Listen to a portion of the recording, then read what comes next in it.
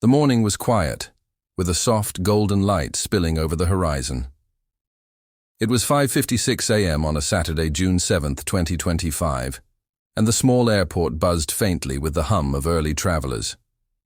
Love stood behind the pickup counter, her hands nervously smoothing the edges of her borrowed uniform.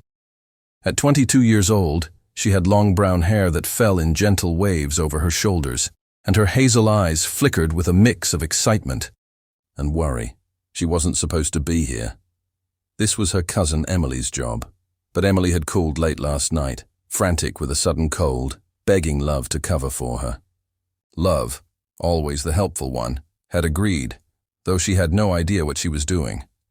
The airport smelled of coffee and polished floors, a clean scent that mingled with the faint hum of luggage carts.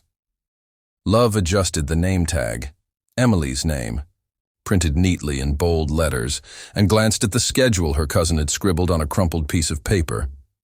Her task was simple: pick up a VIP client, a CEO named Max, arriving on the 6:00 a.m. flight from New York.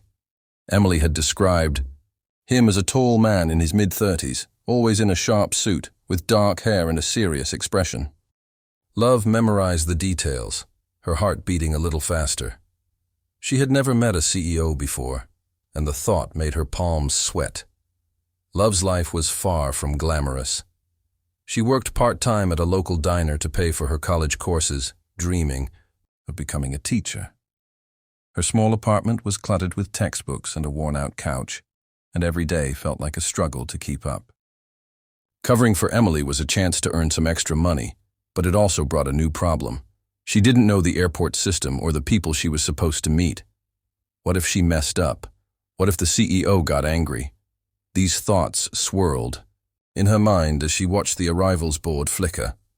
The first passengers began to trickle out, pulling suitcases and rubbing sleepy eyes. Love stood straighter, clutching the sign with Mr. Max written in her shaky handwriting.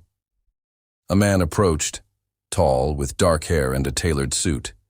He carried a briefcase and had a tired but commanding presence. Love's breath caught.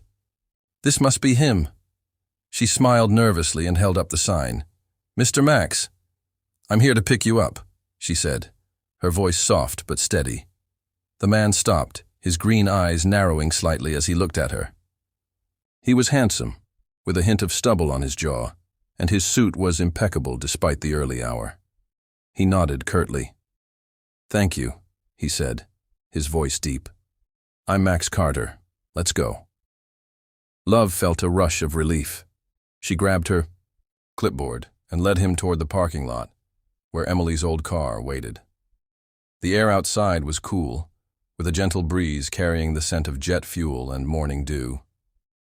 She opened the passenger door for him, feeling a little out of place, in her borrowed role. Max slid into the seat and she hurried to the driver's side, her mind racing. She hoped she could remember the route to the hotel Emily had noted. As they drove, the silence between them was heavy. Love glanced at Max through the rearview mirror. He stared out the window, his expression unreadable. She wondered what it was like to be a CEO, to carry so much responsibility. Her own worries, paying rent, passing exams, seemed small in comparison. To break the quiet, she spoke. "So, did you have a good flight?" she asked, her voice hesitant. Max turned his head slightly, as if surprised by the question. He gave a small, tired smile. "It was long," he said, "but tolerable. Thank you for asking." Love nodded, feeling a little braver. She told him about the diner where she worked, about the regulars who always left her small tips, and about her dream of teaching. Max listened, his gaze softening. He didn't say much, but his silence felt kind, not dismissive. The drive continued, the city waking up around them with the soft glow of streetlights fading into daylight. They arrived at the hotel, a sleek modern building with glass doors and a doorman in a crisp uniform. Love parked and turned to Max. "Here we are," she said, forcing a smile.